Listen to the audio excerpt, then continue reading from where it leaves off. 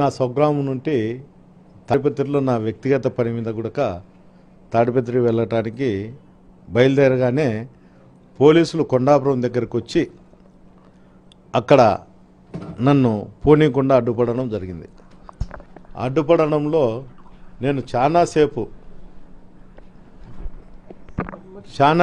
నేను అక్కడ పోలీసులతో అయ్యా నేను 10 నిమిషాల్లో పోతా, ఇది ఎవరు 10 నిమిషాల్లో నేను తాడిపత్రికి పోయి నా కార్యక్రమాలు అయిపు చేసుకొని ఇంటికి పోయి నేను తిరిగి అనంతపురం వెళ్ళాలా అని చెప్పడం జరిగింది.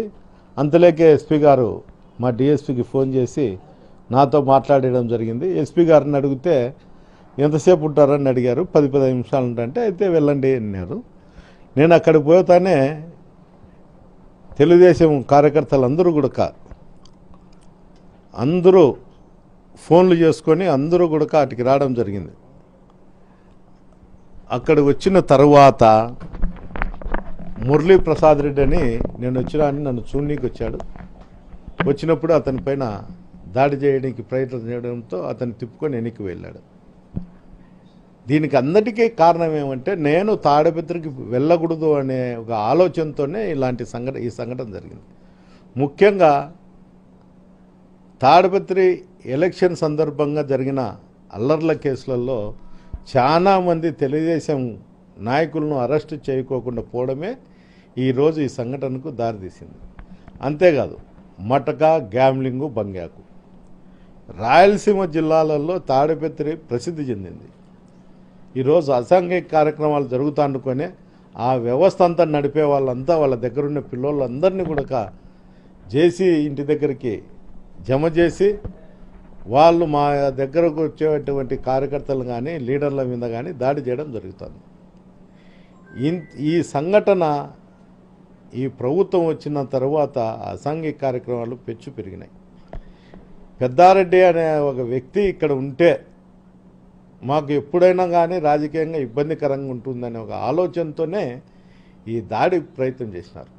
గతంలో కూడా 2006లో కూడా మా సోదరుడు తాడిపత్రిలో కంటెస్ట్ చేసినప్పుడు కూడా అప్పుడు 7,000-8,000తో ఓడిపోవడం జరిగింది ఆరోగ్య కారణాల వల్ల. ఎప్పుడైనా ఈ కుటుంబం రాజకీయంతో ఉంటుందనే మా అన్నను దారుణంగా హత్య చేయడం కూడా జరిగింది. దాంట్లో జేసీ కుటుంబీకులు ముద్దాయిలు కూడా.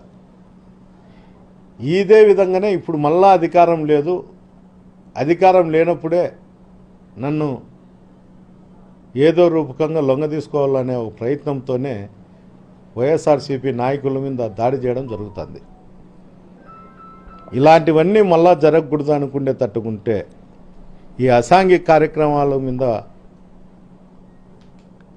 పోలీస్ అధికారులు గట్టి చర్యలు తీసుకోవాలా. ఈరోజు జరిగిన మురళీ ప్రసాద్ రెడ్డి ఇంటి మీద జరిగినది చాలా బాధాకరం. నాకు మంచి మిత్రుడు, అలాంటి వాని మీద జరగడం నేను చాలా చింతించుతాండా. అంతేకాదు గతంలో కూడా అతని ఇంటి మీద జేసీ కుటుంబీకులే దాడి చేయడం జరిగింది. ఇట్లా ఒకరి ఇండ్ల మీద పోయి దాడి చేయడం అనేది చాలా నీచమైన సంస్కృతి. అతనేమో అతని ఇంటి మీదకో పోతే నేను వాని కథ చూస్తా, ఈ గడ్డంలో ఒక చరిత్ర ఉంది అని చెప్తారు. అంటే అందరికీ అందరి చరిత్ర అందరి దగ్గర కూడా ఉంటాయి.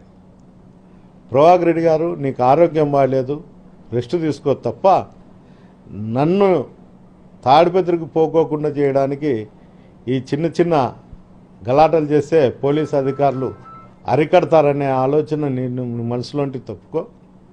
నేను ఖచ్చితంగా తాడిపత్రిలో వైఎస్ఆర్సీపీ నాయకులకు కార్యకర్తల కోసం నేను పనిచేస్తా. నా ఊపిరి ఉన్నంత వరకు తాడిపత్రిలోనే ఉంటా అని కూడా ఈ సందర్భం చెప్పాను. ఇంటి మీద దాడి జరిగినప్పుడు అతని చంపాలనే ప్రయత్నం చేసినప్పుడు ఆత్మరక్షణ కోసం అతను తీసుకుండొచ్చు. అతనికి లైసెన్స్ వెపన్ అది, అతనే తీసుకున్నాడు. ఫైర్ చేసినట్లు కూడా ఎక్కడ కూడా నాకు తెలిసి ఎక్కడా లేదు. తీసుకున్నాడు కాబట్టి అతను ఈరోజు బతికున్నాడు అనేది నేను చెప్పగలుగుతా. ఏదేమైనా మురళీ ప్రసాద్ రెడ్డి కోసము మా కాన్షియన్స్లో ఉండేటువంటి వైఎస్ఆర్సీపీ నాయకులు కూడా తోడుంటాడని కూడా ఈ సందర్భంగా తెలియదు. మళ్ళీ వెళ్తా, నేను ఎస్పీ గారిని అడుగుతా, ఎస్పీ గారు పర్మిషన్ తీసుకొని నేను మళ్ళీ కూడా తాడిపత్రికి వెళ్తా. అదే కదా ఇప్పుడు ఆ ఆలోచనతోనే నేను హ్యూమన్ రైట్స్ కూడా నేను కేసు పెట్టినా.